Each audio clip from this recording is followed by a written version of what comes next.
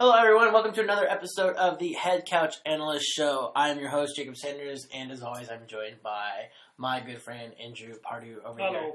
Today, we are going to be talking about the AFC North and the NFC North. This is going to be the first episode where we examine each division, what we think they are going to look like moving forward, players that could potentially be losing, what free agency might look like, what the draft might look like for them, et cetera, et cetera, et cetera. Of course, we'll go into detail as free agency approaches. We'll go into more detail post-free agency, and of course, as the draft is coming up. But for now, it's kind of a pre-look as to saying, hey, where are they at? The season just ended literally a week and a half ago.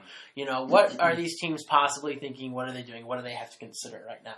So we decided to do on the AFC North, NFC North first. I think we chose these two divisions because, to me, they have the most little movement, and they're probably the least exciting to talk about, at least until free agency or the draft does come around. So, in my opinion, too, if you look at the division winners of both the NFC North and AFC North, if you told me to pick right now, I'd probably still pick the Packers and the Ravens, right? Yeah. So I think that's where I'm going at. So let's start with the AFC North. Okay, we'll go from top to bottom.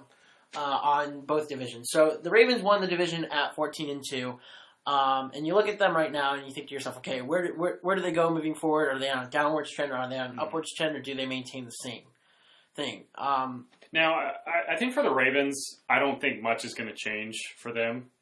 You still have a rookie quarterback a quarterback on a rookie contract, which is super valuable for any NFL team right now. You can see what the Chiefs just did with that this year. I don't think much is going to change for them. They don't have a lot of major free agents coming up. Like what? Matthew Judon is scheduled to be a free agent. And Matthew Judon and Marshall Yanda. Right. And Yanda's getting pretty high up there in age, so I could see him being replaced. He played right tackle for you guys this year, correct? Or was he moved back to guard? He went back to left guard. Okay. The biggest thing about Yanda is he already said, he's like, if I'm not going to play for the Ravens, I'm just going to retire. Mm-hmm. And that wasn't a threat to them, because the Ravens will bring him back. They've already told him, dude, we'll bring you back. It's just up to you whether you want to retire. Right, and it's probably based on the price, too, because offensive linemen are never cheap, and especially more experienced offensive linemen. I mean, he might take a discount, especially if he wants to be a Raven. But with Matthew Judon, I think that's a player you guys really should be bringing back. I think letting C.J. Mosley go, I don't think it was necessarily a mistake, because I think the price tag that was on him was way too high. He got $18 million a year. And they ended up being better off from it anyway. Yeah, so I think they should have brought him back, because I thought he was a really good fit for that defense. But, I mean, they obviously were fine without him. So I don't think there's any... I think they'd even be fine if they let Judon walk, but I just think he's such a key piece of that defense, and you have the money to bring him back, so I don't see why you wouldn't. I think the biggest thing for Judon is they could do one of two things here, right?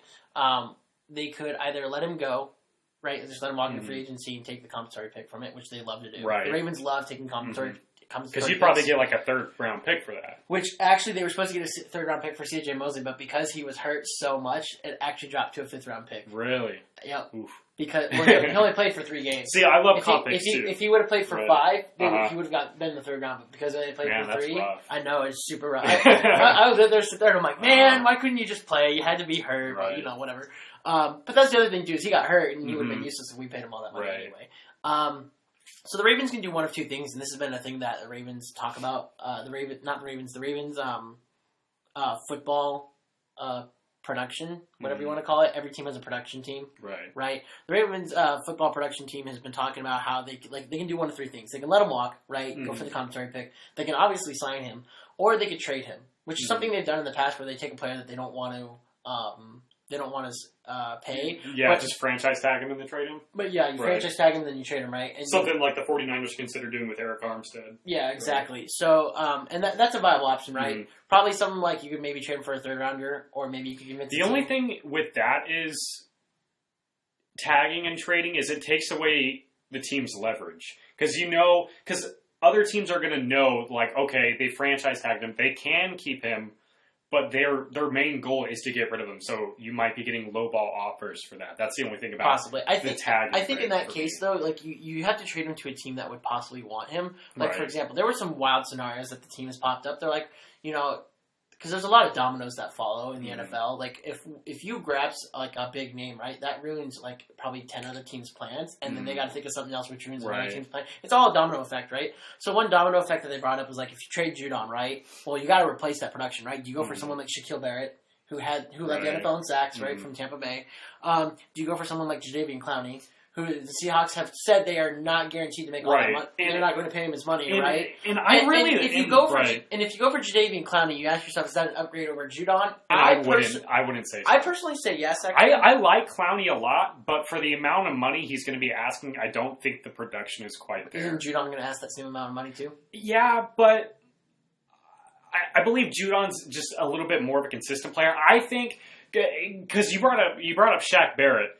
And I got in a debate with my friends today, like, why don't the Cardinals go after Shaq Barrett? That's an additional 19 sacks across from Chandler Jones. And I'm like, yeah, you could do that, but is he going to make that? I want to see another year of production like that from Shaq Barrett. I think the thing about Shaq Barrett, which I'm cautious, is the previous 3 seasons he had 12 sacks total. Right. And he just suddenly had 19. Exactly. And that's why I want to see him do it again. But he's going to ask big money. Yeah, you have no idea if he's going to do it. So if you ask me for the Ravens, I mean, they got to see if like Yondo's going to retire or whatever. As for their other big free agency, Judon, I think in the end, I will be happy with no matter what happens. I'd be really sad to see him go. But if they do let him go, then you have not only let Terrell Suggs walk 2 years prior, but then you let Matt Judon walk, and now you're sitting there saying, do you have a pass rush? Coming into this year, we're already asking, do the Ravens have a pass rush? Turns out they really didn't. It's just Don Martindale used these crazy... They have really good blitz. Well, no, they went and got Marcus Peters, and they were like, all right, now that Marcus Peters and Marlon Humphrey can cover, Earl Thomas, you do this. Tony Jefferson, you do this. Chuck Clark, you do this. Like that's another thing, Tony Jefferson. Let's create a pass rush from scheme, right? But there's no one on that defense that could literally manhandle another person across Judon, right? They had to scheme the other side of Matt Judon. Not that Josh Bynes or Chris Ferguson were bad, but... and the other things too is they drafted the rookie who had the most sacks in the SEC, Jalen Ferguson, last year from Clemson. Was that where he was from? So. And he looked pretty good in the last few weeks. Like he was really growing. So if he jumps into year 2, then you do have that pass rusher, but then you got to get someone to replace Judon. So there's just a lot of things that they have to consider. I'm not going to speculate on that. We'll just see what happens. Offensively, I think you have to ask... you brought up Tony Jefferson, and I actually wanted to hit on that real quick. Because they just extended, I believe his name's Chuck Clark, right? And like I saw that get posted on Twitter by one of the NFL pages, and a bunch of people were like, who? And I'm like, okay, you guys don't watch football if you don't know who Chuck Clark is. That's not a name you're going to think of, be like, oh yeah, that's a really good safety. But if you watch the film, he's a really good safety. And you're not paying Tony Jefferson a lot of money, but he's coming off an ACL tear. He's getting up there in age. His second ACL tear, right? I don't believe so on that one. Because I know when he was with the Cardinals, he was still relatively healthy. I don't think. I know he got hurt a little bit, but I don't think it was ever anything serious like an ACL tear. Okay. But since you are playing a Chuck Clark now, and you got Earl Thomas across from him, you still got 2 really good corners. And you have Tavon Young coming back in the slot. Right. And you got another 2 really good corners on the outside, and Marlon Humphrey and Marcus Peters. And what? Then you still got Jimmy Smith. Yep. How many people are you going to be willing to pay in that secondary? And I feel like coming off an ACL, getting up there in age, still paying him a decent chunk of change, that Tony Jefferson might be an odd man out on that defense. Which really sucks because I love Tony, and I thought he was a really good fit with that defense. But I think he can be a good fit anywhere. I've always really loved Tony. He's a good player. He's a hard hitter. Right. He's a hard hitter. And like he's really good in zone coverage too. Like he's a ball hawk. He's always been a good player, and he's been a really good defensive player in the box. He's a really good all-around player, but I just think if you're trying to bring back Judon, I think someone's got to take the hit, right? And with such a deep secondary, arguably the deepest secondary still. Even a year later, they're still the deepest secondary. Yeah. As long as they stay healthy, that secondary's set, and I feel like they could let TJ walk. So I think in the end, defensively, you just got to look for more men on the line. Another person who could leave, actually, is Michael Pierce. He's not a name that's brought up a lot. He was 2 years ago when he became like the highest paid interior linebacker, or inside linebacker, whatever you call it. He becomes a free agent. I believe this year. I think he becomes a restricted free agent. So we'll have to see what happens with him. If that's taken away, that's a monstrous body taken away from the line. And games when Pierce has not played, their running game has been gashed. Actually, both games they lost was when Pierce wasn't playing. The time when, not Kareem Hunt, who was the other guy? Nick Chubb? Nick Chubb, went off on the Ravens on week 4. It's because Mike Pierce wasn't playing, right? So if you miss that body, then you got to replace that as well. He actually is a super key cog for that run defense. Offensively, I think the one question you got to ask, 2 questions you got to ask yourself is, 1, can Mark Ingram still keep going? Right? I think that's the first thing you got to ask me. And secondly, can you get a wide receiver? And that was my big thing when I was looking at this division of the Ravens specifically is outside Hollywood Brown, because Hollywood Brown, we've had this discussion before, he's a good receiver, but he's not built, and he's not meant to be a true number 1. Your true number 1 was Willie Snead, and on any other team, he's the 3rd option and a slot guy. Yeah. That's something you're going to have to address, whether it be through free agency or the draft. Again, I know that your argument is, the draft is a lottery, this, that, and the other, but this is the deepest wide receiver class I have ever seen. It is a lottery, right? But even though I do believe the draft is a lottery, the whole point of playing the lottery is hoping that you hit. Right? And obviously the draft is there for a reason. So when you draft, let's say 8 players, I think only ever 2 to 3 usually make it when you draft, right? So you got to hope when you draft wide receivers, you draft 2 wide receivers, hope one of them hits. Right. It's kind of like when they drafted both tight ends 2 years ago, Hayden Hurst and Mark Andrews. Well, which one hit more? Right. Mark Andrews, right? The 3rd round guy, not the 1st round guy. Even though Hurst is still pretty good, too. He's not bad. But he's just the 2nd option. Yeah, but it was the 3rd round guy that hit. So you got to keep going to hit. That's why I say there's no guarantee that this 1st round table guy is going to work out. Right. I watched some CeeDee Lamb stuff and Jerry Jeudy stuff we talk about. I love their stuff in college, but then I ask myself, can they do that in the NFL? I really don't know. The answer is yes. I'm just going to say yes. The answer is yes. But I think since you guys are going to be drafting so late, you guys are the 30th pick? 25th. No. Yeah, that's right, because I just assumed that you guys made it to the AFC. No, we did not. We got beat I'm sorry, what was it getting? The 25th. 26th. It's got to be higher than that, right? It's 25th or 26th, dude. Either way, you're going to be drafting later in the 1st round. I think they should target a wide receiver, because when you're looking at the free agent wide receivers, the big names are the Robbie Andersons, who you kind of already got a speedster, you got that kind of guy, and you already got Brown. Hollywood Brown. You don't need to do that. And then you got Amari Cooper, but that price tag's just ridiculous. And I'm not even that big on Amari Cooper. Amari Cooper was really good that 1 year with the Raiders, I believe in 2016 when they went 12-4. And then he disappeared. And then he went to the Cowboys. He's pretty good last year. Right. And he's pretty good. And he had a career year this year. Right. And I think he's overall... I think he deserves better than the Cowboys, but that's my opinion. Right. I believe he's a top 15 guy, but I just don't think I'd pay him that way. Depends on how much money he commands, I guess. Right. And but maybe that's a decent option for the Ravens. Because you do still have a younger guy in Hollywood Brown, and do you want to bank on a 2nd-year guy and a rookie to be your number 1 and number 2 receivers? That's the question mark there. You're also probably going to want to free up a little bit of space if you want to bring Amari Cooper in. And that's when you go and think about a guy like Tony Jefferson or something like that. But I think if they were to go to the draft, you're going to be drafting late in the 1st round. A guy like Brandon Ayuk out of ASU. Not a lot of people talk about Brandon Ayuk or any, ASU player, because nobody really pays attention to ASU and the Pac-12 period. But unless you're Oregon. Well, even then,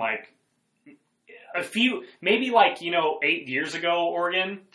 I don't know. Everyone's up creaming themselves over Justin Herbert. See, I don't think so. I'm not impressed. Every mock draft has him as the 2nd or 3rd QB taken. Well, yeah, it's because there's not really many good QBs in this draft, but everybody creams themselves over quarterbacks just because it's the NFL. I guess so. But anyway, I would like Brandon Ayuk. He's a bigger guy. He's more of a physical receiver, and I think that's what Lamar Jackson can really use in a receiver. He needs a guy who can be a true prototypical number 1 guy, and I think that's Brandon Ayuk could be a good fit. So here's the final question for the Ravens, then we can move on from them. So Lamar Jackson just had what is probably, and I don't think people really recognize this that much, because I would say just the haters don't recognize this. I think everyone else does. But and honestly, I have become so immune to Lamar slander that when I see it, I kind of just like, well, you know what? You probably just didn't watch the games. You probably just see highlights and you think, oh, that'll go away eventually, right? If you actually watch him, he vastly improved from year 1 to year 2. So that's my main point. Is it was year 2. He's going into year 3, right? Right. Year 2 for Patrick Mahomes. Year 3 was pretty good. I'm not calling Lamar Patrick Mahomes. But I'm talking about like the fact, and even Watson's year 2 to year 3. And right now, it's Patrick Mahomes, Lamar Jackson. Probably, yeah. But like even with Deshaun Watson, his year 2 to year 3 was very, very impressive, right? So you ask yourself, does Lamar go higher? Right? I'm not saying statistically does he go higher, right? Because it's going to be hard to double that. Like nothing, not to like shit on the Ravens or anything like that, but they're not getting 14 wins again. They're probably not getting 13. 12 is your ceiling next year, more likely than not. And people are going to be like, oh, well, they're not as good as last year. They're still going to be a really good team. You just can't be historic every year. They just peaked when they did, right? So then that's being realistic.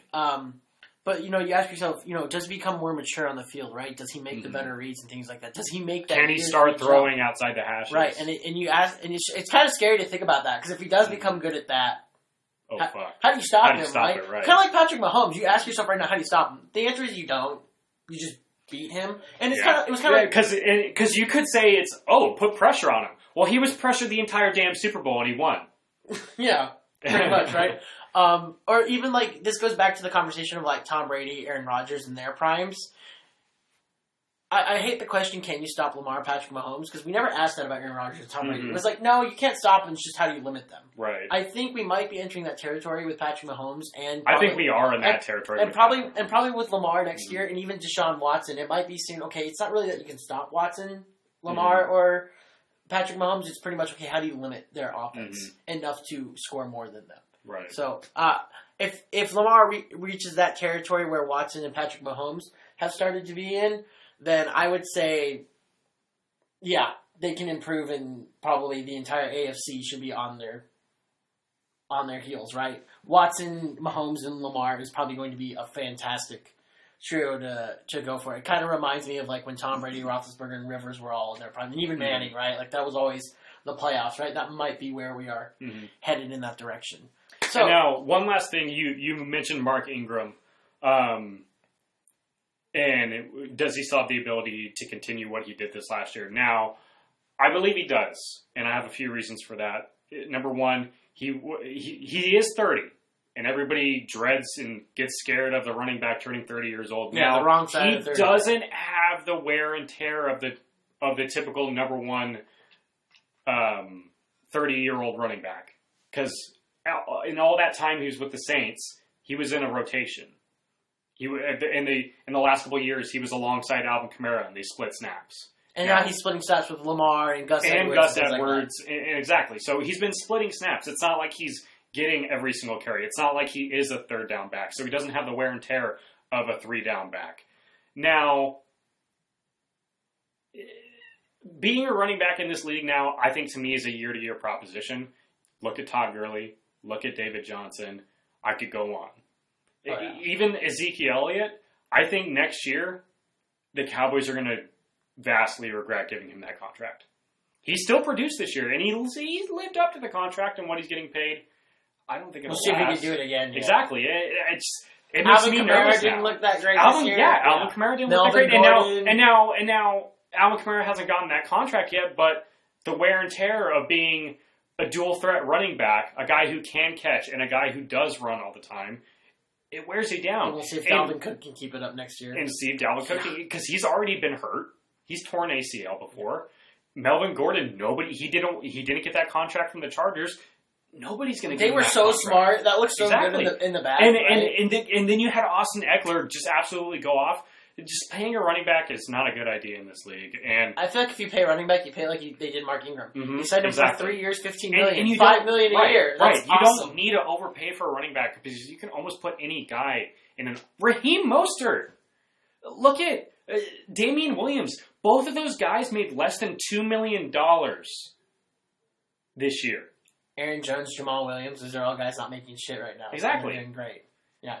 So you just got to find that running back. I like Mark Ingram, and I think if he continues they use him the way he's been used as starter, he'll be fine. He's got a couple years left. But I would say maybe in the later rounds of the draft, because this is a pretty decent running back class as well.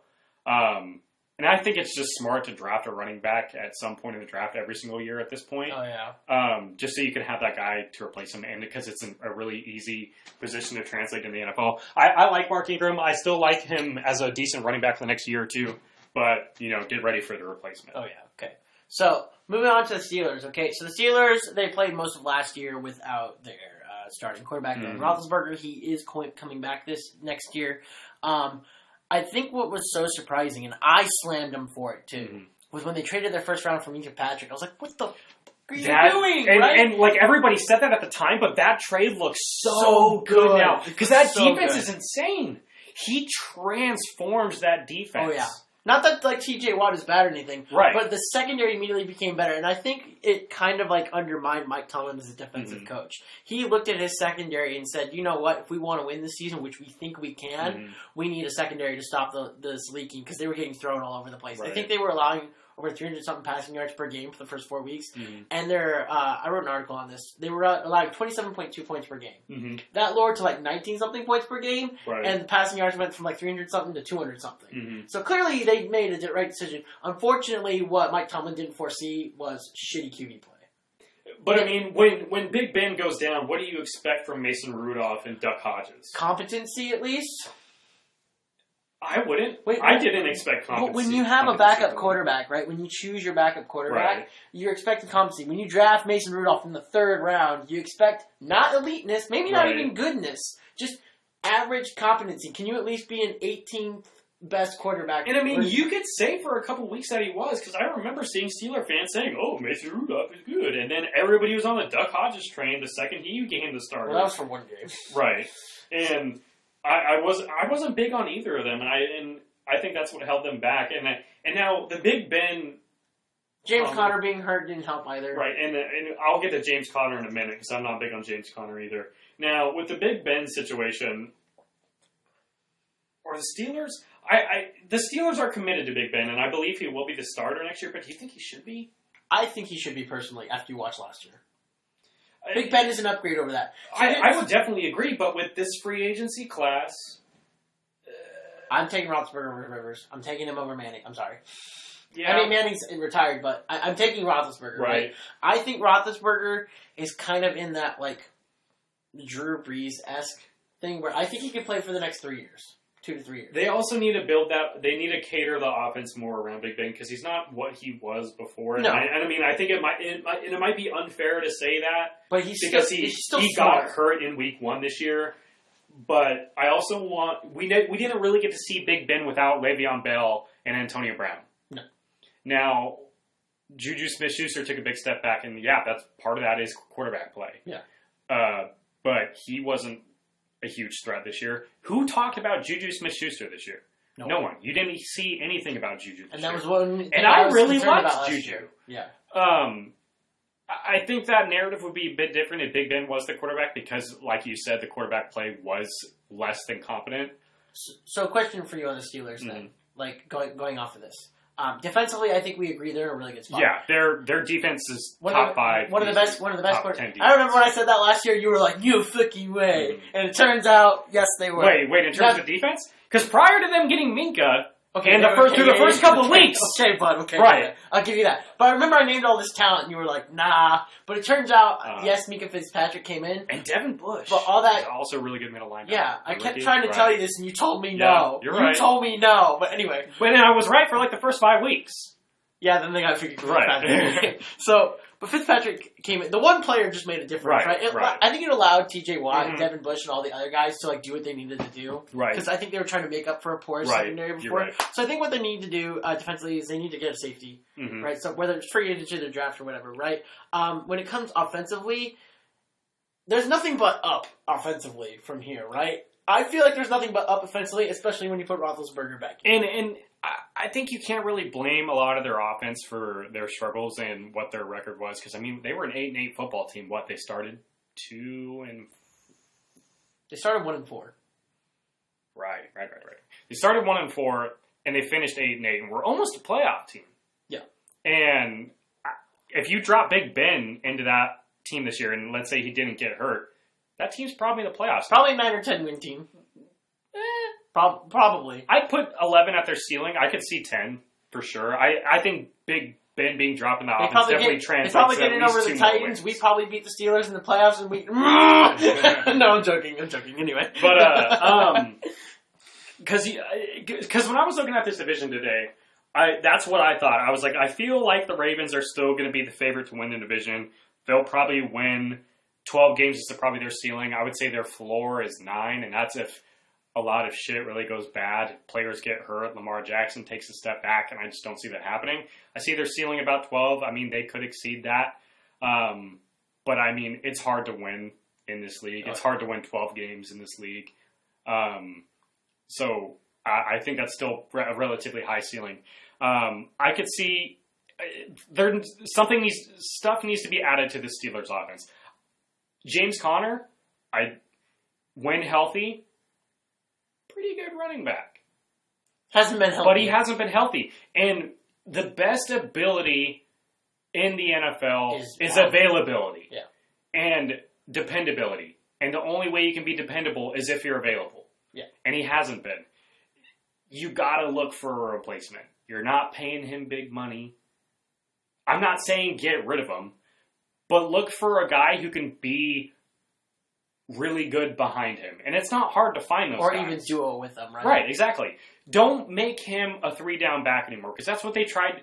They wanted him to be the replacement for Le'Veon Bell. And now Le'Veon Bell isn't the same guy, but there wasn't... When Le'Veon Bell was with the Steelers, there wasn't a replacement for him. Le'Veon Bell, when he was with the Steelers, was the best running back in the NFL. Oh, yeah. Even behind a shitty Jets O-line, he still didn't look half bad. Yeah, and he wasn't awful. I mean, I think he's getting overpaid. But he was that offense last year. Yeah. But I think you got to find a number 2 and a guy who can split snaps with James Conner, because I just don't trust him to stay healthy. And a wide receiver across. And yes, you need to find a wide receiver across from Juju Smith-Schuster. And now, what that wide receiver looks like... What about a tight end, by the way? Well, I thought the tight end would be nice, too. I still like McDonald. Vance McDonald's not bad. What, do they still have Jesse... What's his name? Jesse James. Jesse James. Jesse James is a solid number 2 tight end. I don't think that's necessarily a super huge need, but with a guy like Austin Hooper hitting the free agent market... But I was gonna say, wouldn't it be nice to have like Austin Hooper or a guy like Kittle or Andrews or Kelsey or any of these guys who are up there? I feel like that'd be nice. That'd be a nice big body target for now. You're right, and now I just think finding a really, really good receiving tight end isn't as easy as people say it is. Everybody wants to compare the Kittles or every team wants a Kittle or a Kelsey or an Ertz or.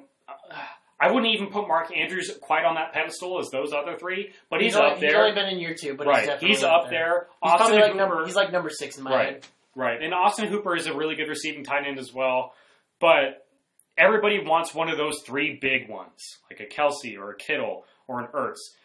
There's those 3 guys at the top, and then there's, I wouldn't say a mile of shit, but compared to what they are, from those 3 guys compared to what everything else is below, there's a big gap, if you ask me. So it's hard to find that guy. I don't think in the league now you need a big-bodied, really impressive, amazing tight end. Now, it can transform an offense. But that guy's just hard to find. So, yeah, maybe they could go after a guy like Austin Hooper, but I think wide receiver, getting a guy across from Juju is a little bit more important than that, because you saw what Juju can do when he has an actual other legitimate option across from him. So that's my take on the Steelers. Gotcha. Alrighty. So let's move on to the Browns here. I feel like we could do a whole podcast on the Browns. Not gonna lie. And honestly, you're right, because there's so much going on with that team. Way too much going on. But let's hit you with the big news today. Myles Garrett's coming back. Yeah, we know that. I saw that. He was released from suspension. And you know what? I remember I had a conversation with Alexis's dad the week after this happened. He's like, "Oh, he's never gonna play in the NFL again." I'm like, you're wrong, right? Because this isn't the first time a player's hit an opposing player with their helmet before. Because Antonio Smith, I believe, did it to when he was with the Texans. I believe did it to a Miami player. Didn't even get in trouble for it at all. Yeah, Didn't even get fined or anything. It was on national TV. Right. Yeah, but I mean, come on, still. So I knew he was going to be back. I thought it was kind of interesting that he's back this early because it was an indefinite suspension. I thought it was weird too. I thought it would drag on longer. Apparently, he gave a really good pity plea. I wonder if because he brought up the racial slur thing not long after the incident occurred, and he said that Mason Rudolph said this on the field, and I wouldn't say I believe that. I wouldn't be. I mean. We don't know what happened, but I believe it, and I believe he took that to the NFL and said, "Hey, that happened," and nobody heard that on the hot mics or anything like that. And so that's why I wanted to deck him in the face. Right, and with that being a touchy subject and everything in the NFL was probably like. Maybe we can't disprove that, but we can't prove it either. So here's the benefit of the doubt. Here you go. Yeah, right. Don't do it again. Right. And honestly, I could totally see that happening because. But here's the thing: if he does it again, he's out. Right. Exactly. So. And Myles Garrett is, to me, he's never been exactly the cleanest player. If you've watched him, no, he's not. He's not like a Ndamukong Suh by any means. But, no. He's not the cleanest player, but that's still big for that defense because Myles Garrett arguably is one of the best. He was arguably the best player on that team. Yeah, and he's one of the better defensive linemen in the league. No disrespect to Chubb, Mayfield, or Odell Beckham, but Garrett was he's like a franchise guy to me. He's like the face of the franchise in my head right now. So that's good for them. The guy who coached Kevin Stefanski, former offensive coordinator of the Vikings. So he was the guy who was leading the Vikings when they went 10-6. I think he leads. I think he's good for the run game. Actually, I think he'll be good for Nick Chubb. Right. I really like that a lot. And nobody's talking about Nick Chubb. He led the league in rushing this year.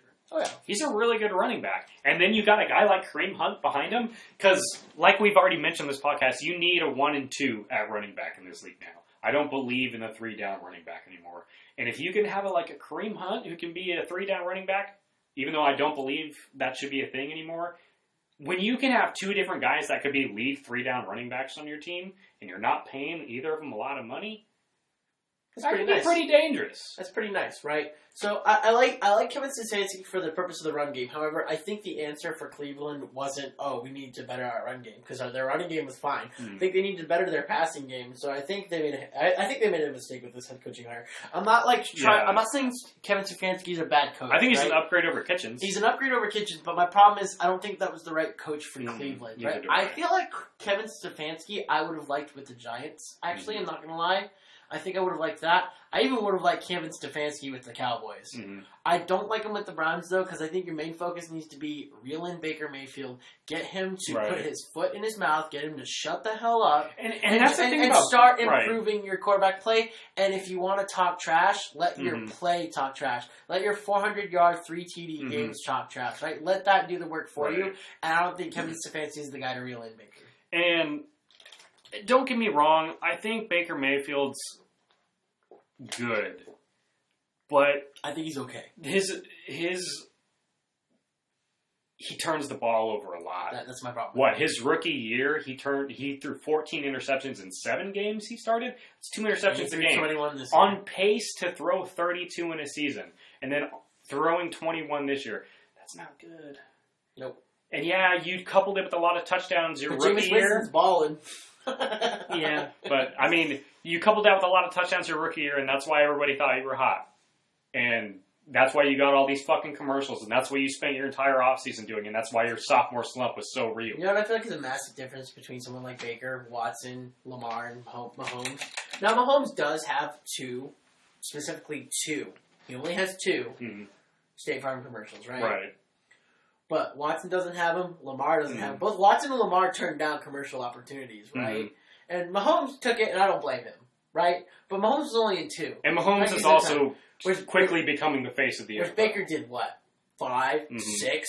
And then he did Hulu Live Sports commercials. Now, those commercials are funny. I actually really like the Baker commercials. I like the Baker commercials, like when he's mowing his lawn. Or, the ones where he's in the stadium, he's in the restrooms, and he's like, hey, I'm having 70,000 people over.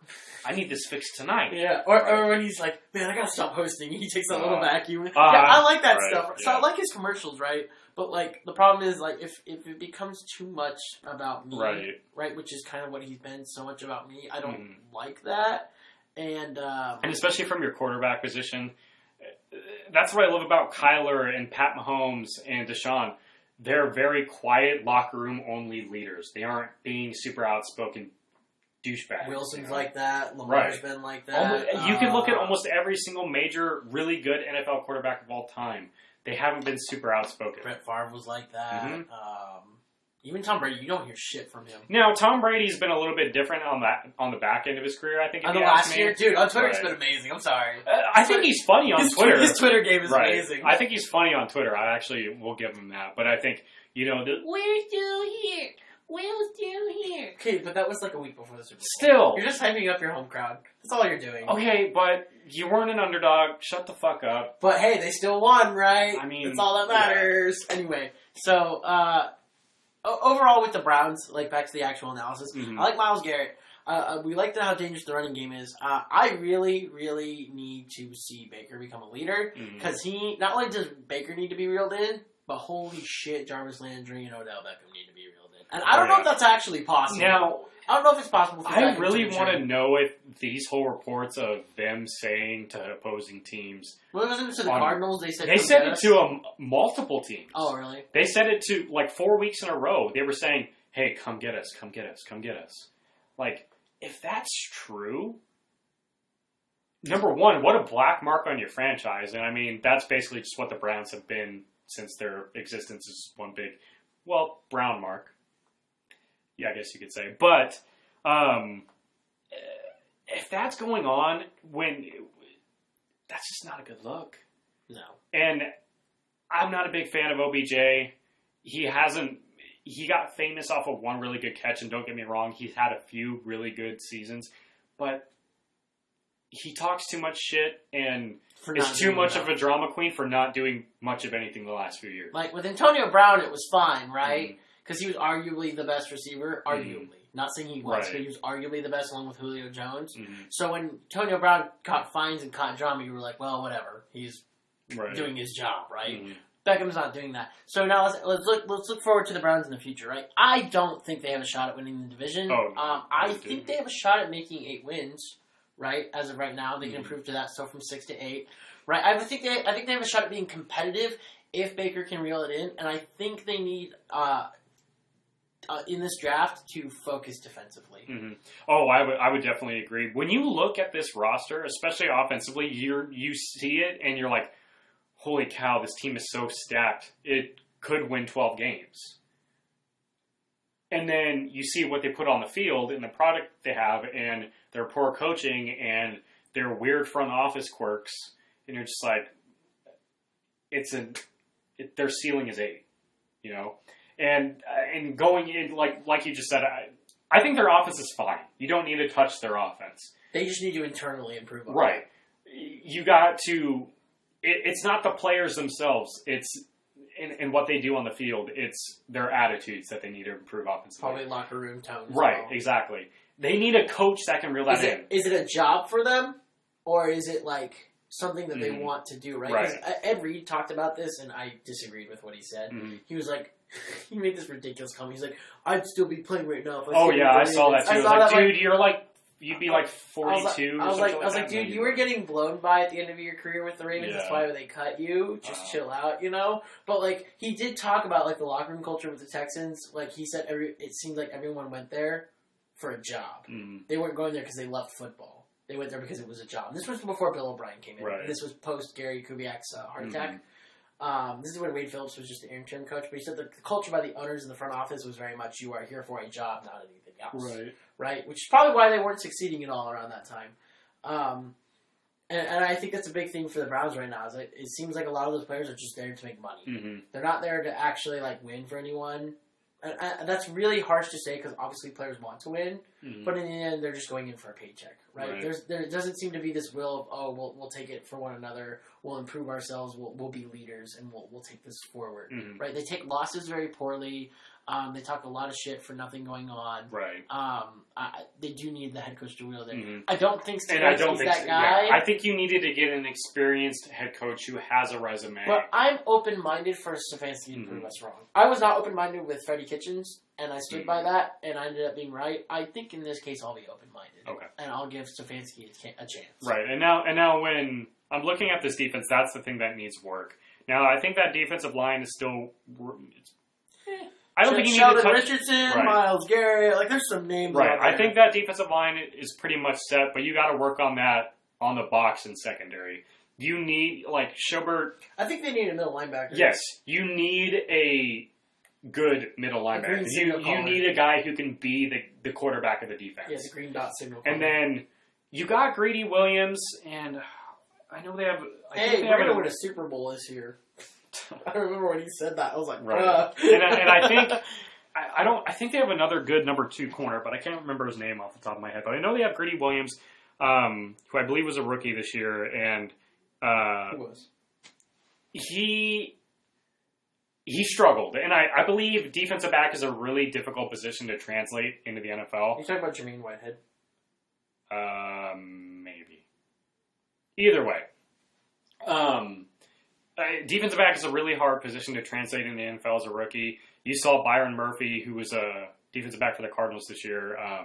He was the number 1. He was, by some people, ranked as the number 1 defensive back in the draft, and he had a good first couple weeks and then really struggled down the stretch. I know you're talking about Denzel Ward. Denzel Ward, yes.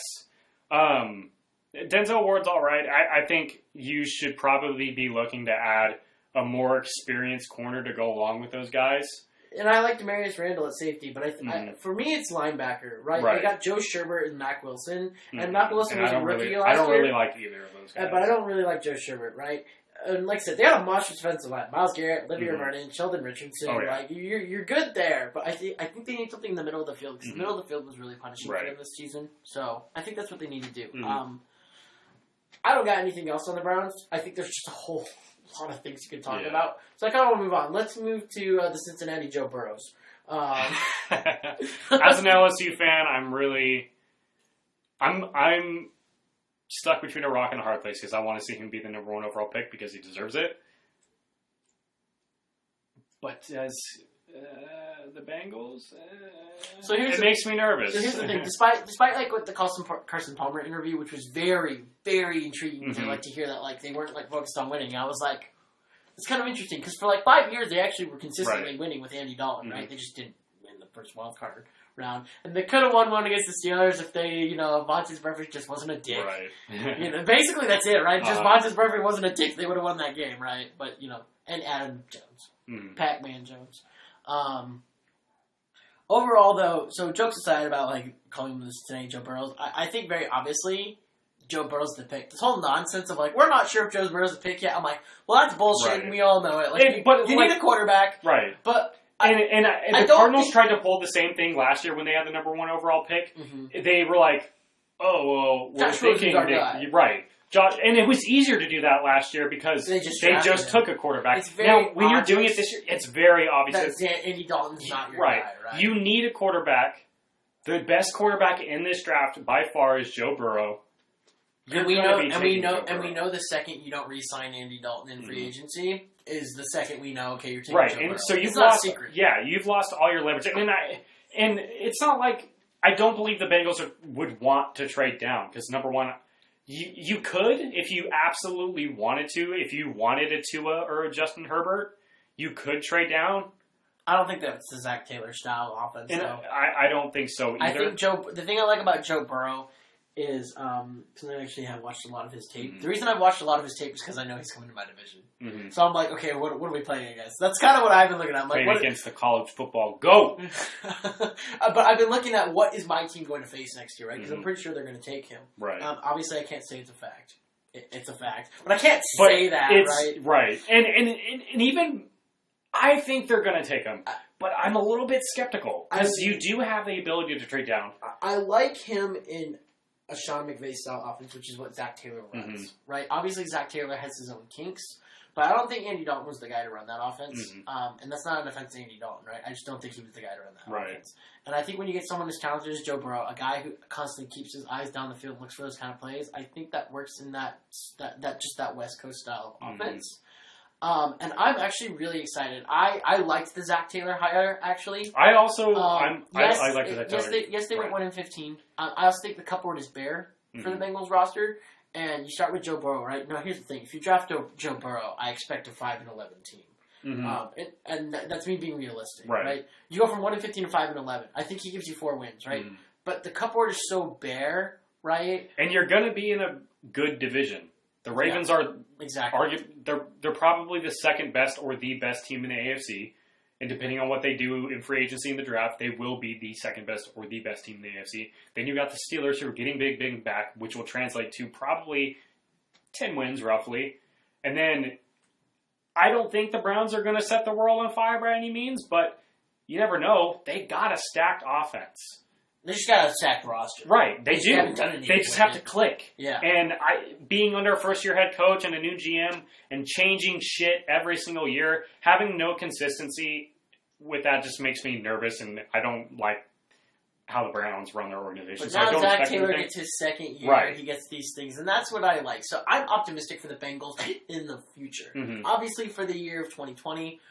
it's a tough division. It's tough. You have to face it. Right. You're going to have a rookie quarterback. Quarterbacks you're playing against, right? So, I think if you get Joe Burrow and he shows signs of doing really well, then you should be excited for the future, right? Because then that means in the future, Ben Roethlisberger retires, and now you only have to compete against one quarterback, Lamar Jackson. And if Lamar Jackson ends up being this quarterback that's only a flash in the pan, then you can be excited and say, oh, we got the best quarterback in the division with Joe Burrow 2 years from now. Right? But that's 2 years from now. You just look at it. I think if Lamar Jackson's around, Joe Burrow will still be the best quarterback in the division. You know what? You know what? Anyway, so I think that's where the Bengals are at. They just have a bare cupboard, and honestly, I think I could take another entire episode and talk about the Bengals because they just have so much. AJ Green is probably not going to be there. You have Joe Mixon. I forget their other speedy wide receiver. I can imagine his face. Damn it! What's his name? Keep going, or you got it. I got it. But the Bengals also need a line. They haven't had a line in a long time. After Andrew Whiteworth, where it was kind of crap. John Ross and Tyler. Yeah. Okay. They have a very good receiver core. Their defense just needs to be better. So I think you need. There's a lot of. If you ask me, the Bengals are very much in rebuild mode. It starts with Joe Burrow.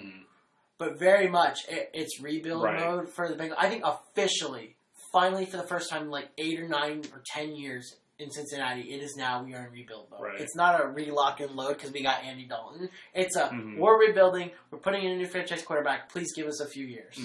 And now I think, at least when I'm looking at their offense, their skill position players, they're relatively set. Now, if you let AJ Green walk, I think bringing back AJ Green would be a pretty good idea just to have that experience.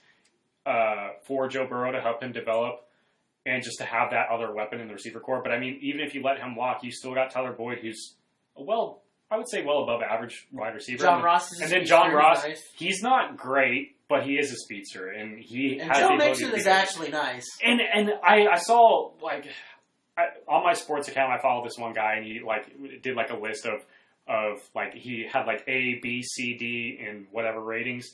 And then he had Joe Mixon in his F rating. I'm like, do you watch football? Because Joe Mixon is not bad. He's really good. Pretty good. He's a really good the problem is the O-line for the Bengals sucks, right? Like I said they need a defense, they need an O-line. Right. And that's a big thing. And I think that's what with the offense, that's what they got to focus on is fixing the O-line. Because if you put a decent O-line in front of Joe Burrow, you have Joe Mixon who can take pressure off of Joe Burrow in his rookie year. And then you got 2 good receivers, maybe AJ Green. Future's bright. That's a good offense, and Joe Burrow could put up good numbers in his rookie year under that. But you got to fix that offensive line, which is really, really difficult in this league. Yeah. Alignment are hard to come by. Right. And like I said, the defense is really leaky. So not to sound like a negative Nanny about the and you basically got to add somebody at every single position defensively when you're looking at the Bengals. When you look at, I can't even think of a really good defensive starter for the Bengals right now. I have one in my head, but I don't even remember his name. And see, that's the thing. The point, right? He's on the defensive line. Geno Atkins. Yeah, but he's also getting up there in age. Yeah, he is. So but that's who I was thinking. Was Geno Atkins. So Sam Hubbard wasn't bad either. Mm-hmm. So overall, I'm not like being a negative Nanny on the Bengals. I got nothing against the Bengals. They have the number 1 overall pick for a reason. Yeah, they're a couple years away, right? So it's kind of like the Cardinals last year. Mm-hmm. Like, yeah, they had to get Kyler Murray. They're a couple years away. They went 5-10-1, and now the future looks a little bit brighter for the Cardinals. I think the same kind of thing can happen for the Bengals. Right? You went 1-15. You could possibly go 5-11, and maybe the future starts looking brighter from there. And that's happened with number 1 pick teams. That's what happened to the 49ers. Mm-hmm. It's happening with the Cardinals right now. It can happen for the Bengals too. And you just got to go in the right direction. And this league is built to allow teams to turn around their franchises quickly, especially when they're historically bad. Yeah. That's my point. So yeah, that's the AFC North. Overall, I think if we listed it, we would probably have Ravens, Steelers, Bengals, Browns, Bengals. Mm-hmm. Right now, which is literally the way it is. The way it is right now. So All right, let's move on to the NFC North. Starting at number 1, Packers. Arguably one of the most precarious 13-3 teams we've ever seen. And honestly, yeah. And people are like, "Oh, this Packer team's fraud." And I'm like, it kind of looks fraud in the NFC Championship, yeah, right? They kind of were frauds. But I can't call a team. I don't care what their division looks like because that division isn't very. No, they had the bottom 2 teams in that division are. Yeah, exactly. So, but winning 13 games in any. I don't care what the situation is difficult in the National Football League. Oh, yeah. And it takes a good team to do that. And it was done under a rookie head coach, which is awesome to see. Exactly. It was the NFC Championship game. So if you ask me the direction in which the Packers are going, I feel like it goes up from here. Mm-hmm. When I say up, I don't mean they get 14 or 15 wins. I mean they maintain status at 11-5, 12-4, 13-3. Mm-hmm. It's Aaron Rodgers under another year. Of Matt LaFleur's offense. This will be his year 2, right? This will be year 2 for They Adams have a really good offensive line. And because when I look at an offense, that's the very first thing I look at. Because you can have all these great skill position players offensively, but it won't mean shit if you have a terrible offensive line. Yeah. And they have a good offensive line. Bakhtiari, you could probably put him in the top 3 offensive linemen in the league. Probably. And when you got a guy like Aaron Jones, who's probably right now a top 5 running back in the league, and then a guy who backs him up in Jamal Williams, and then you got a top 5 receiver, I could say confidently, in Devontae Adams. Now, that's where I look at this offense. Then I look at the other 2. They need a number 2. They need a number 2. And I see people who are high on Lazard, and he's not going to be a number 2. He's a number 3. He's a number 3. He's a decent number 3. They need an actual number 2. And I would really, really like to see them invest in a tight end. And now, that'd be nice too. Right. Jimmy Graham's not that good. No, he hasn't been good since the Saints. He hasn't been. And I believe, especially as you get further down and later in your career, I believe getting a big tight end for an older quarterback. And I mean, yeah, Aaron Rodgers, I would still call him elite. But having a big tight end as a major target for him, I think would be, because he's never really had that. No. I believe getting a big... Probably not since Greg Jennings. Greg Jennings was the big body target. Right, but and he still played receiver, though. I believe getting a big body target that can be constantly in the middle of the hashes for Aaron Rodgers would be really beneficial for him. And then getting a guy who can take, some of the attention away from Devontae Adams, get another, because again, this receiver class is really, really deep. You can take a receiver to have a guy across from Devontae Adams, and then I believe that opens up the offense, and you're set right there. Yeah. Now, everybody was really, really high on this defense at the beginning of the season. And as we mentioned previously on this podcast, I called them out for being frauds week 3. I believe it was. And you were so correct. And I was right. For me, so I want to talk about the defense real quickly. And I also want to talk about one thing on the offense. The defense. Smith Brothers, greatest free agency. Oh, yeah. Packers, arguably, I said the Eagles won the free agency. Oof. Yikes. I remember saying that last year, right? And then everybody got hurt. Everybody got hurt, basically. But they did get some good players in. And they still went they limped to 9-7. Right. The Packers arguably had the best free agency defensively. They got both Preston Smith and Zadarius Smith, and both of them balled, right? And I don't foresee that slowing down, right? Because they're both going to be entering, I think, their 5th/6th years in the NFL, and that's prime time for pass rushers, right? So I think the biggest thing is the leaky secondary. Mm-hmm. I think they need to be their ability to secondary. I think they need more. And everybody's big on like Jair Alexander, and I think they need more force in the middle of the line as well. My problem that I want to address this, okay? Because I want to not be in denial anymore. Maybe I am in denial. Mm-hmm. We have seen I would say this is probably the 3rd year in a row in which we have said, "Oh, Aaron Rodgers is having a down year." Mm-hmm. At this point, do we just say, "Oh, he's at 85%. He can no longer reach 100% of what he used to be"? Do we say that? And you see, because this is the 3rd year in a row at this point. Right. Now, the last 2 years was McCarthy was shit, right? And I blame McCarthy for that. And now it's the 1st year with a rookie head coach, right? So I can throw those excuses out. But at the same time... And because you even heard me, I was like, yeah, you could maybe still call him elite a minute ago. Because you're right, because I agree with you. Is he still the Aaron Rodgers? Can he go back to 2012, 2013, Right. 2014, 2015 Aaron Rodgers? Can he do that? I really don't. I can't say yes for sure. I'm not... Part of me is in denial and wishes it could because I loved watching Aaron Rodgers when he was at that peak. You know, those playoff games that he did with the Cowboys and the Cardinals are just so amazing. I want to see it again. I just want to see it happen again. Right? But here's the other thing. Here's the other side of that coin, right? Let's just say he is in decline and he is only going to be... And I mean, even if he's still 85%, he's still a top 10 quarterback. That's like a top... Yeah, I was going to say, that's still top 10. 85% Aaron Rodgers is still top 10 in the league. So I don't think that matters, but then you got to make the adjustments for that, right? You need better skills position players. You need a better defense. And that's you can't ask Aaron Rodgers to make up for flaws anymore because he's just not that anymore. And that's not a diss on Aaron Rodgers, right? Because like I said, 85% Aaron Rodgers is still top 10. So I think at this point, you as the Green Bay Packers, and I think the general manager's done this recently, has said, look, you know what? We can't force Rodgers to do everything. And even Aaron Rodgers was very happy this year. You heard nothing about him in the media this year. He didn't complain. Nothing. Because he always gets those subtle disses out to the media when he's unhappy. Yeah. And he did that a lot under the last 2 years of McCarthy, and there wasn't really a lot of that. No, he was very happy. Now, was he like playing at his best? No, and he even said, I'm not playing at my best. But they were winning, so he didn't care. Right. So he's very much that guy that's like, oh, if I don't have to carry him as long as we're still winning. He's not the guy that says, oh, I need to win the game, or I as the quarterback need to win the game. He doesn't care. He just wants to win. Right. And that's the kind of guy he is. But he's also not afraid to call you out if you're not winning. So I think he's happy that the run game is going on. He even told McCarthy, let's play more Aaron Jones, and they didn't. Right. So very clearly, I think Rodgers is selfish in the sense that, like, and I'm calling him selfish. I think he's selfish in the sense that, like, if he sees an issue, he's going to call it out and he's going to say, your problem. He's not going to say, we as the team need to fix it. He's going to say, your problem, and you need to fix your problem. Right? Because he can be... Aaron Rodgers is a great quarterback, and I like watching him play, but I've always kind of thought he was kind of pompous.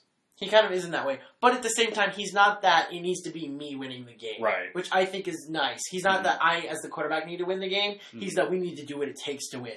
And I will call you out if we're not doing what it takes, right? So he clearly knows Aaron Jones helps that offense run. So he said, hey, if Aaron Jones has got to do it, I don't care.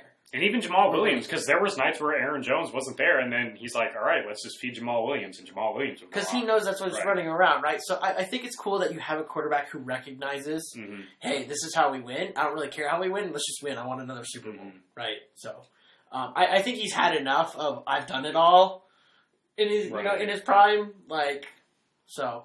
I think that's nice, but at the same time, it can get really iffy in the locker room if things don't go well. I think defensively, and I said this for the Browns, but it's kind of true for the Packers too. I'd really like them to see have a quality middle linebacker. I think a middle linebacker would just push that defense to the top. Right. You have a fine secondary. It's not elite. You have a fine secondary, right? I think they could do by adding another. You have a very good pass rush.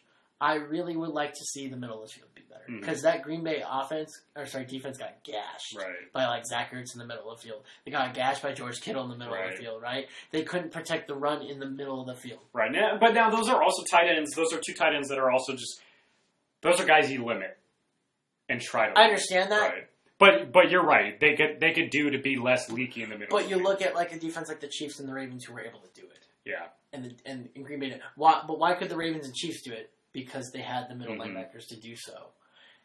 The Packers don't. So that's why I want to see something like that. Right. You got anything else on the Packers? No, I think that's about it. All right, Vikings. So if you ask me, the Vikings need to win next year. They need to win the Super Bowl next year. I don't think they can do. They can. Their window is closing. I think this is their last year. I think I like that Gary Kubiak's the offensive coordinator. I love that for Kirk Cousins. I think that's the perfect offensive coordinator for Kirk Cousins. Were they together before? He was like the offensive specialist, but he was not the coordinator. Right? Okay. I think now that Gary Kubiak has to put in his West Coast style, and I've always liked Kubiak. He was great with Matt Schaub. He was great with Joe Flacco. He was great with Peyton Manning when they won the Super Bowl. Gary Kubiak is just a great offensive coordinator. You heard those quarterbacks. Matt Schaub played his best under Gary Kubiak. Joe Flacco had the best year under that. Right. Now, they didn't win the Super Bowl that year, but he had his best statistical career under him. Now, when you look at Kirk Cousins, everybody likes to shit on Kirk Cousins, and I just don't get it. I don't get it either. Because, he doesn't really do anything that sets him apart from everyone else. Right, but he's still a really good quarterback. And then you saw him finally make the play in the playoffs against the Saints. You finally saw him do the thing that could set him apart. Now, I don't think that's going to be consistent, just because we haven't seen him do it. The point is it can happen. Right. I really like Kirk Cousins. Because back when he was a free agent, before he signed this deal with the Vikings, Larry Fitzgerald was pushing for Kirk Cousins to come here. And, they met up in the airport. He's like, oh, hey, look who I ran into. It'd be awesome to have him. Me. And I was all for it. I wanted Kirk Cousins because I was tired, as being a Cardinal fan, of not ever having a goddamn quarterback. I was that desperate. I would be willing to pay 3 years, $84 million, goddammit. Do it. Because that's really not that bad. But, obviously it didn't happen, and I'm cool with that now. But, I like Kirk Cousins. I really do. And he's a better Joe Flacco to me. I think of Kirk Cousins as more like a better Andy Dalton, actually. Andy Dalton is pretty nice when he's in his zone, and so is Kirk Cousins, but I think Kirk Cousins shows more consistency than Andy Dalton. Yeah, I could agree with that. When I think of quarterbacks like Joe Flacco, I think of, a better Joe Flacco would be like Carson Palmer. Really? Yeah, or Phillip Rivers. Those kind of statue-esque Because Carson Palmer, those statue-esque guys. I don't see Andy Dalton as a statue, and I don't think Kirk Cousins is really a statue either. Right? So I would say a better Andy Dalton. Okay, right? That's fair. A better prime meridian. If you're worse than Kirk Cousins, you might have a problem. But if you're better than Kirk Cousins, you're fine. And if you are Kirk Cousins, well, you're fine. Right. For me, the biggest thing on this is, holy fuck, can Mike Zimmer reel in his defense, and can they not be so leaky? I think it's really bad when Kirk Cousins goes off, scores 32 points. He only threw for 2 TDs. I think Dalvin Cook got the other 2 TDs, right, or whatever it was. But holy shit, can you let your defense not let? Can they not let the Seahawks score 35 points when Russell Wilson is the only player doing anything? Right. No. Can you not give up? Especially because Mike Zimmer is a defensive head coach, and they were so good 2 years ago. I don't know what happened. Well, first of all, Xavier Rhodes. He dropped off. Right. Exactly. Right? He's Rhodes wide ass open. Yeah. So, yeah, the road is wide ass open with him. So, if I could see Mike Zimmer add another corner in the draft, if I could see them, actually, I think they need a pass rusher personally, right? Mm-hmm. I think they have a good D-line. I think the Vikings have a good D-line, but if I could get, an elite Danielle Hunter is a really good pass rusher. Can I get someone on the opposite side? Yeah. That's what I'm asking, right? Can you get, the Smith Bros, what Green Bay has, right? Can that happen? And can you, for the love of God, get an offensive lineman for Kirk Cousins? Holy crap. Yeah. So, honestly, I think it's the trenches is the problem for me when it comes to the Vikings. The trenches on both sides of the ball get beaten a lot, and they still went 10-6. And imagine if you can put a better run-blocking offensive line in front of Dalvin Cook, what that's going to do for the offense. Exactly. Mm-hmm. So, I think the Vikings' problems lie within the trenches, and if you can improve the trenches, you improve the team massively from there. And then you still got Stephon Diggs and Adam Thielen, too, at the receiver spot. And now Adam Thielen kind of took a step back, and he hasn't exactly been healthy. And Kyle Rudolph is still a nice big body. He's not elite, but he's a nice big body. Right. And again, there's finding a really great tight end is very difficult. Very hard to do. And Rudolph is decent. But Rudolph passes off. So Right. Honestly, for me, there's not a lot to say about the Vikings. Like you said, they need to improve in the trenches, but skill positions, they're fine. Quarterback, they're well more than fine. honestly, I wouldn't call Kirk Cousins great, but he's really, really good. Defensively, they need to improve in the trenches. They can maybe do with adding a linebacker. They need another corner because Xavier Rhodes just, honestly, I don't know what his cap situation looks like, but you might as well cut him.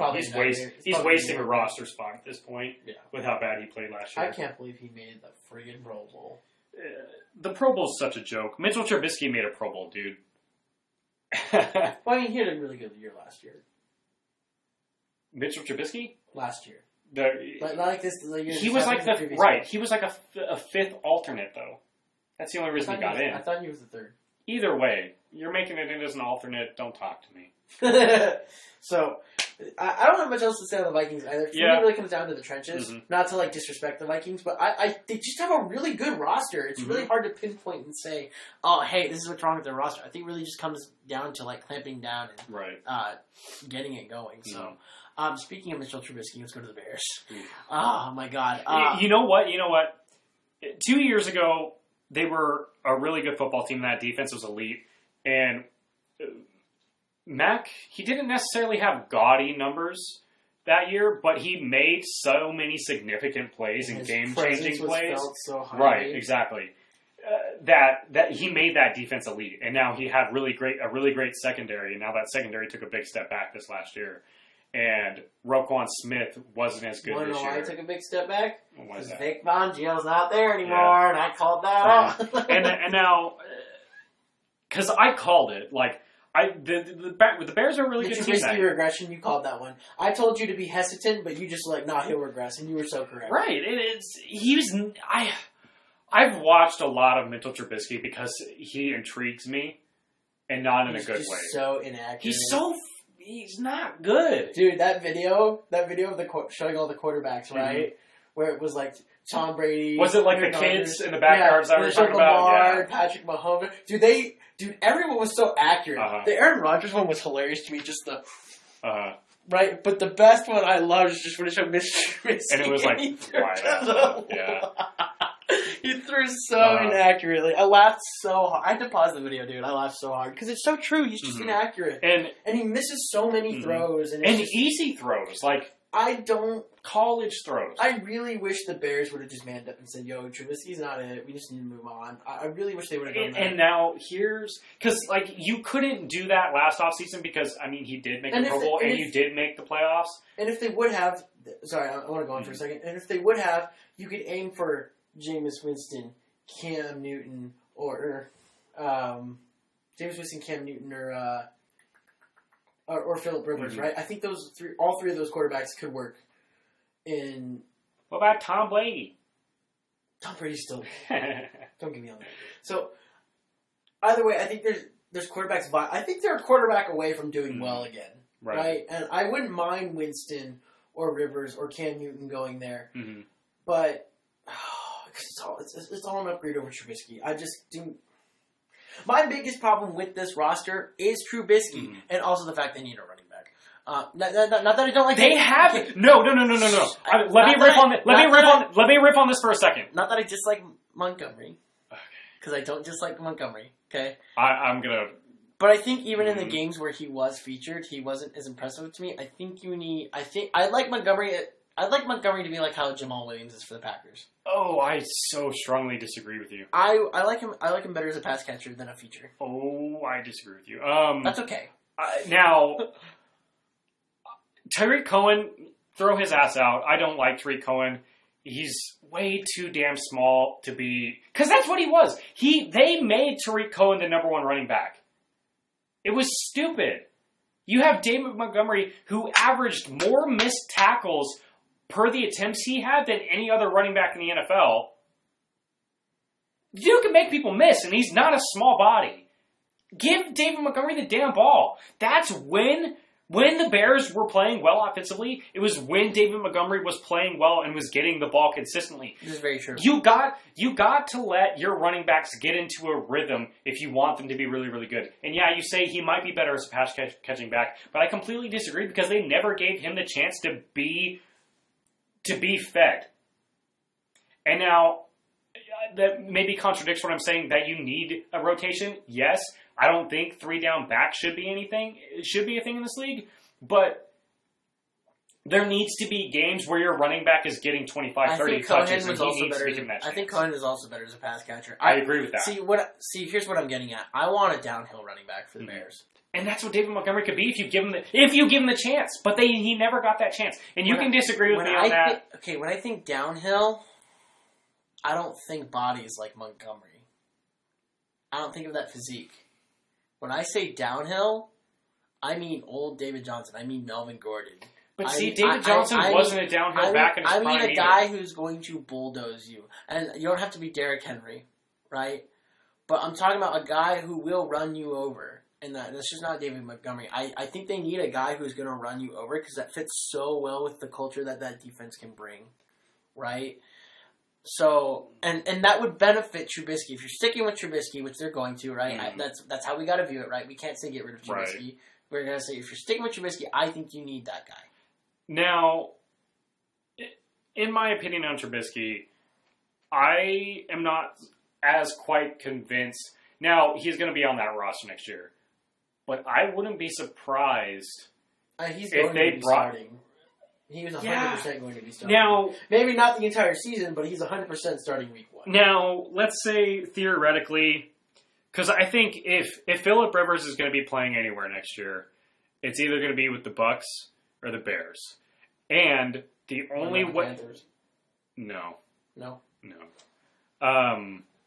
Now, the only way I see Phillip Rivers not being on the Bucks is if they choose to franchise tag or extend Jameis Winston, obviously, and then going to him just accepting his fate as a backup with the Bears, and then Trubisky just being that bad that ended. That could be prime real estate. You look at that and you think, oh, Trubisky's not going to last long.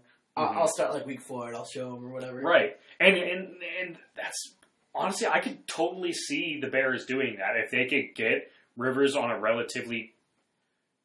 He's going to want to be paid, and you might not want to pay a second-string quarterback because that's what he'll be when you bring him in, that kind of money, especially at the age he's going to be. But how committed are you to Trubisky? Apparently quite a bit. And see, maybe you're right, but I don't think they're quite on that level. I don't think they're super, super committed. I could see them moving on this year. I don't think Matt Nagy is. Just in his game plan, you can see he's really trying to disguise Trubisky's weakness. I think the problem is the general manager he's like, I traded up. I could have drafted him at the spot we were at anyway, but I just wanted to prove a point and trade up to take him. I didn't take Patrick Mahomes or Sean I wanted Watson. to get rid of our assets for Trubisky, even though he started like 10 college games. And we didn't dumb as fuck. We didn't grab Mahomes or Watson. So dumb as fuck. Anyway, to the main point. Let's talk about the defense. I think that defense, for the most part, is pretty much set. You got so much star power on that defense. I think you could probably use someone across from Khalil Mack as a pass rusher, though. That's what I was going to say. Right. Because the year before, he had 12.5 sacks. That's pretty good. I'll take that. I don't think that is quite up to the contract he's being paid.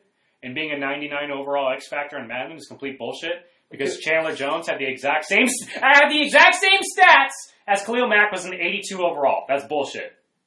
I know it's just Madden, but calm down, bro. That pissed me off. It's okay, bro. And now he had 8 sacks this year, 8.5 sacks. Yes, he had 8.5. Because I got in an argument with Ricky over this the other day. Because he wanted a couple years ago when Khalil Mack was 2 years ago when Khalil Mack was a quote monster. Chandler Jones had this exact same stats. I was like, Chandler Jones is better. No, he's not. And then Chandler Jones had 19 sacks this year, and Khalil Mack had 8.5. I was like, are you ready to have this dialogue now, Ricky? And he's like, oh, Khalil Mack's still really good. The Bears just sucked this year. I'm like, that has nothing to do with individual stats. You're paying him to get, 12, 15 sacks a year, not 8. So, just so you guys know, Ricky is a friend of ours. He's a close friend of ours. He's a Bears fan. He's a massive Bears fan, and his life sucks. But Yeah. His football life sucks, right. I should say. So, I would say a pass rusher across from Khalil Mack, because I think if you have a pass rusher across from him, holy shit, Khalil Mack might explode. One other thing I want for the Bears, goddamn number 1 wide receiver. Allen Robinson's really, really good. Are you kidding me? I think he's really good. I think you have your number 1 in Allen Robinson. I don't think he's number 1, though. I'll disagree with you. Let me pull up some stats. I really like Robinson. Don't get me wrong. I really, really like Robinson. But, can he be that Julio Jones style? Can he get up to that? Now, I don't think comparing him to Julio Jones is quite fair, but I mean, let's look at Jones is a future Hall of Famer, and that might be a little bit, bad, but, Can he be the guy... can he be Devontae Adams? Can I throw it up to him every time? Yeah. Now, let's look at it this way. He had 98 catches for 1,147 yards, 7 touchdowns. He had only 3 100-yard games. But you're also not in a passing offense, and you have a really bad quarterback. I will say, a really bad quarterback. All right. Give. Okay, how about a number 2? He's 26 years old. Okay, that's what I'm saying. How about Get a number 2, because their number 2 is Taylor Gabriel. He's fine. He's fine. He's a number 3, number 4 guy. Yeah. Get a guy across from Allen Robinson, because I believe he could be a number 1 on that team. Yeah. Alrighty. Final team of the night. Lions. Holy moly. You know what I have to really say, and I just want to put this out there? I really appreciate Matt Stafford, and I think the Lions do after this year now, because holy fuck. Mm-hmm. By the way, could you just imagine Matt Stafford with Kenny Galladay? Mm-hmm. That'd be so nice. And Marvin Jones. And yeah, what a nice connection. So I think they got an offense set up for them. I really wish they'd run the ball more. Well, who do they have to run the ball? Kerryon Johnson, who's... Yeah, I really wish they'd run Kerryon Johnson more. They never did. They never give him the shot that he deserves. So I really think Matt Patricia needs to do that. Secondly, let's talk about the defense here. Darius Slay, is he going to leave or not? I believe so. I think he's going to leave. I think he's commanding way too much money, and he may still find it in free agency. Right, exactly. Because finding an elite defensive back is really difficult in this league, and teams will be willing to pay that money for an elite defensive back, especially if they're one piece away. I also think Darius Slay, he's a big name, and he's in a really small market. Put him in a big market, and people are going to start hailing him as the best defensive back in the league. You know what I'm saying? Now, I think that really, really hurts their defense because you got Damon Harrison, who's their defensive tackle for them, but he's thinking about retirement. Snacks Harrison, mm-hmm. But he's thinking about retirement. Yeah. And then outside of that, who do you really got on that defense? You know what I'm saying? So I believe you could look at that defense and say they need to add somebody at each position. Now offensively, I'm not very big on Kerryon Johnson, so I think they should probably be looking to draft another running back. And now at the receiver position, I think they're pretty much set. They got it really good. Kenny Galladay is an easy number 1 receiver. Marvin Jones is also a really good receiver. When you look at the Lions team this year, they were a really competitive football team through the first few weeks of the season. Yeah, when Matt Stafford was playing. Right. You know what I don't understand? When you have a line that has Damon Harrison, Trey Flowers, and Gerard Davis, I look at that and I'm like, why aren't you working well, right? Mm-hmm. And I think a big part of that is the fact that outside of Darius Slay, who else you got? Right. I think you have... I'm also not a big fan of Matt Patricia. Can you name their other cornerback? I cannot. Justin Coleman and their safety is Taylor Wilson. Yeah. Who are they? I mean, I know who they are, but who are they is the problem, right? So because they got rid of their decent safety in Quandre Diggs. They sent him to Seattle. Yeah. So I think, their big problem is they need a secondary. I mean, aside from the fact that Bill Belichick is the man of that defense, when Matt Patricia was defensive coordinator, he had Patrick Chung to work with. He had, what's the safety's name? Stephen Gilmore but I'm forgetting the safety's name for the Patriots. McCourty. McCourty? Yeah, Devin McCourty. He had these really great guys to work with, and now he's got, nobody outside of Darius Slay to work with, and Darius Slay might leave. right? I think the big focus for the Lions needs to be you need a better secondary. Your defensive line is monstrous, right? Your O-line is okay. Maybe you grab another O-lineman in the draft and whatnot, or maybe in free agency to like stack up there. But I think for the most part, you really need to focus on your secondary. You can't, in a division where Stephon Diggs and Thielen are in it, in a division where Aaron Rodgers is the quarterback, you can't say, okay, Matt Stafford can win a shootout. But at the same time, we're going to let our secondary just blow that away, right? So I think you're a team that can win high-scoring games or low-scoring games, but you need a secondary that allows you to keep the game close, right? Otherwise, you're going to let it blow up, and you're going to and this is not an offense whatsoever because I love Kyler Murray, or you're going to let a rookie quarterback put 18 points up on you in the fourth quarter, right? That's a massive problem. And that's not me saying, oh, Kyler Murray shouldn't have been able to do that. That's me saying your secondary should not be allowing... in his first start, especially when they had 60 yards at the half, they shouldn't have been able to I'm saying your secondary shouldn't be allowing a rookie quarterback. I don't care how revolutionary the offense, I don't care who they are. You rookie, your secondary should not be allowing a rookie quarterback to come back in the fourth quarter. Especially when you were kicking their ass so hard in the first half. It doesn't make sense. It shouldn't be happening. Right. So... I think they need to improve their secondary, and that's like the big that's not big hole. That's a big hole for me. Also, I wanted to get Matt Patricia's second year. I did. I'm more down on him than I was. I'm not big on Patricia. I wasn't big the second they brought him in. He's a really good defensive coordinator. When he was a really great defensive coordinator when he had a great defense in New England, and even then he wasn't really calling all the shots because Bill Belichick, that's his defense. Yeah. I wasn't big on the Matt Patricia hire the second it happened. I don't think he should have. I was okay with it, and even after the first year, I was like, let me see another year. And I saw another year, and I was like... And now... No, Matt Stafford wasn't there. Right, and exactly. And that's the tough part about it, but I mean, that defense wasn't good. So here's what I gotta say, right? I'm like, let Matt Patricia roll this third year. I'm not high on him. I'm a little down on him. But I'll let him roll this third year. I'll keep a slightly more pessimistic than optimistic. I'll give a slightly optimistic approach to Matt Patricia. And if his quarterback is fully healthy, and that's a pretty booming offense, if you ask me. Marvin Jones. Right. You have Marvin Jones. You have Kenny Galladay. You got Kerryon Johnson, who's been explosive at times. I think you could. You have Danny Amendola as your third stringer. Like, I think this is a fine offense. Don't they have who's their tight end? Jesse James. No, it's Jesse James, by the way. Oh. Okay. I just remembered that. I'm like, oh yeah, he signed with the Lions. It's Jesse James. He went from the Steelers to the. You can maybe add a tight end then. Yeah. Anyway, so it's Jesse James. So I think the Lions are fine skill position wise. I think they need another lineman, and they really need a secondary.